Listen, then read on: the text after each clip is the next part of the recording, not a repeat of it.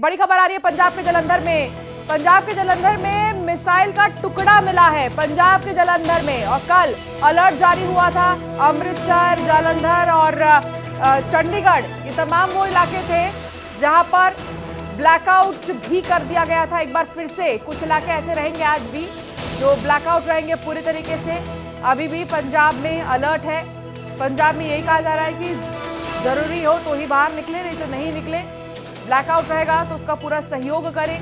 लगातार नागरिकों की तरफ से भी सहयोग तो किया ही जा रहा है। पंजाब के अलावा श्रीनगर में भी यही हालात है। जम्मू के कई इलाके ऐसे हैं जहां पर अलर्ट जारी है। एक तस्वीर दिखा रहे हैं, जो मिसाइल का टुकड़ा मिला है उसकी तस्वीर देख रहे हैं दर्शक। अमृतसर में मिसाइल का टुकड़ा मिला है। ये वही इलाके हैं जिनको टारगेट किया जा रहा है, बॉर्डर से सटे इलाके। तो जलंधर और अमृतसर में मिसाइल का टुकड़ा मिला है, और अब जो है और ज्यादा सेना बहुत ज्यादा तेजी से अब यहाँ पर काम कर रही है। जिस तरह से लगातार पाकिस्तान की तरफ से मिसाइलें दागने का प्रयास किया जा रहा है, हमला करने का प्रयास किया जा रहा है। हालांकि मार गिराए जा रहे हैं सभी ड्रोन मिसाइलें पाकिस्तान की। पर इसी बीच ये तस्वीरें आपके सामने देखिए, एक्सक्लूसिव तस्वीरें। यहाँ पर मिसाइल के टुकड़े पाए गए हैं। अमृतसर का भी हम जिक्र कर रहे हैं, जलंधर का भी जिक्र कर रहे हैं, जहाँ पर 2 जगह पर मिसाइल के टुकड़े मिले हैं। इसी बीच कल भी आपने देखी थी तस्वीरें, और इससे पहले भी आपने तस्वीर देखी कि अलग अलग जगह पर ड्रोन के टुकड़े, मिसाइल के टुकड़े पाए गए। अब फिर से तस्वीर जो है सामने आई है। ये एक्सक्लूसिव तस्वीरें अमृतसर के मुगलानी मार्केट की तस्वीर हम दिखा रहे हैं जहां पर मिसाइल का टुकड़ा मिला है। ये तस्वीर देखिए जो दिखा रहे हैं आपको, एकदम खेत के बीचों बीच एक टुकड़ा जो है देखा जा सकता है। मिसाइल का टुकड़ा। गनीमत थी कि यहाँ पर कोई घर नहीं थे, सब कुछ ठीक रहा। यहाँ पर खेत में मलबा जो है, मिसाइल का टुकड़ा जो है वो गिरा है। जलंधर में मिसाइल का टुकड़ा मिला है पंजाब के, और किस इलाके में मिला ये भी बताते हैं। अमृतसर में भी मिसाइल का टुकड़ा मिला है। पंजाब के अमृतसर में भी जो है यहाँ पर टुकड़ा मिला है, मिसाइल का टुकड़ा मिला है। श्रीनगर में डिफेंस सिस्टम एक्टिव हो चुकी है पूरी तरीके से। श्रीनगर में भारत का डिफेंस सिस्टम एक्टिव हो गया है, और हवा में मार गिराने वाले जो हथियार हैं, जो फाइटर्स हैं, वो रेडी हो चुके हैं। हमारे साथ लगातार मोहम्मद शाह अली जुड़े हुए हैं, हमारे साथ आशीष चतुर्वेदी जी जुड़े हुए हैं, ललित मेरे सहयोगी इस वक्त न्यूज रूम से जुड़े हैं। ललित, कोई अपडेट न्यूज रूम से? अपडेट लगातार वही है जो इस वक्त आप बता रही हैं, और टुकड़ों की अगर बात कर ली जाए, श्रीनगर में डिफेंस सिस्टम को एक्टिव कर दिया गया है। जो डोडा है वहां पर रेड अलर्ट जारी किया गया है। ये जो भारत के अंदर की तैयारी है अपने सिविलियंस को डिफेंड करने के लिए।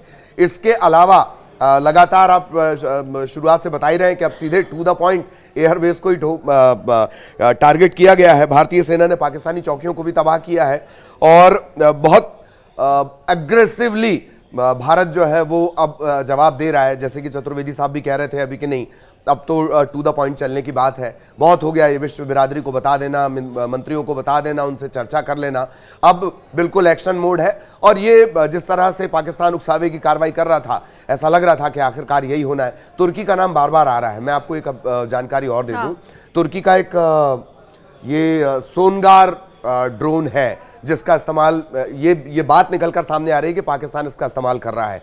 तुर्की ने, आपको याद होगा, 2 बार झूठ बोला है इसने। एक बार इसका C-17 हेलीकॉप्टर उतरा, इसने कहा कि नहीं वो फ्यूल भराने के लिए उतरा था।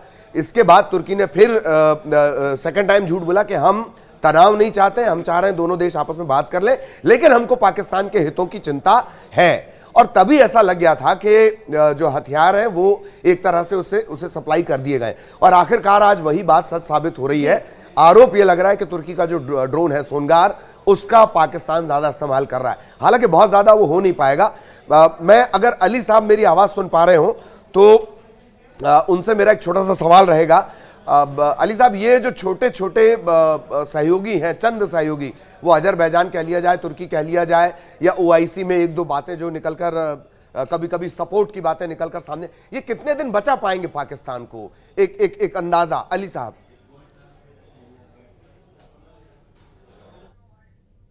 पाकिस्तान की सेना का मोराल बिल्कुल बिखर चुका है, टूट चुका है, और मेरे को वाकई में सच में कोई बिल्कुल ताजुब नहीं होगा अगर वहां में बगावत होगी तो वहां की बिखर जाएगा पाकिस्तान, पूरी तरीके से टूट जाएगा।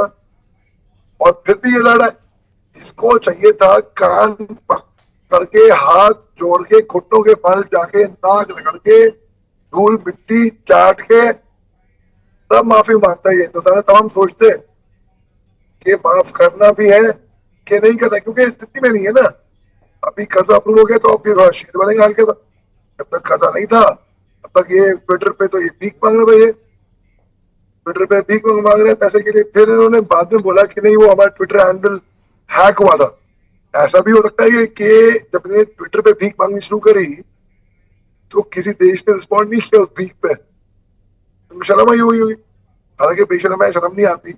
जब इनको ने देखा कि कोई रिस्पॉन्ड नहीं करा तो उन्होंने पाना मार दिया ये हैक हुआ था।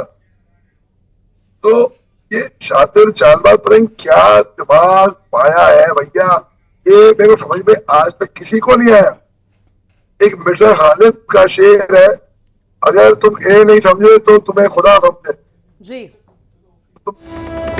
एक बड़ी खबर इस बीच आ रही है, बौखलाए पाकिस्तान की एक और नापाक हरकत। पाक पीएम ने नेशनल कमांड अथॉरिटी की बैठक बुलाई है। बौखलाए पाकिस्तान की एक और नापाक हरकत, नेशनल कमांड अथॉरिटी की बैठक बुलाई गई है। बौखलाए पाकिस्तान की तरफ से ये मीटिंग देखनी होगी कि कितनी अहम होगी। हालांकि इससे पहले इस्लामाबाद में भी एक इमरजेंसी मीटिंग बुलाई गई थी एक दिन पहले ही। अब एक और meeting, national command authority meeting बुलाई गई है, जिसको लेकर अभी हम चर्चा कर ही रहे थे कि क्या पाकिस्तानी सेना को भी पता है कि उनका चीफ कौन है। अब देखना होगा इस मीटिंग में क्या आसिफ मुनीर रहेगा, और रहेगा तो अब क्या इनकी तरफ से प्लानिंग प्लॉटिंग की जाती है। आशीष जी एक रिएक्शन इस पर जल्दी से। पाकिस्तान में कोई समझदार सरकार नहीं है, कोई उनकी आर्मी बहुत रिस्पॉन्सिबल नहीं है, तो आप ये मत मान के चलिए कि वो परमाणु हथियार का इस्तेमाल नहीं करने की कोशिश करेंगे।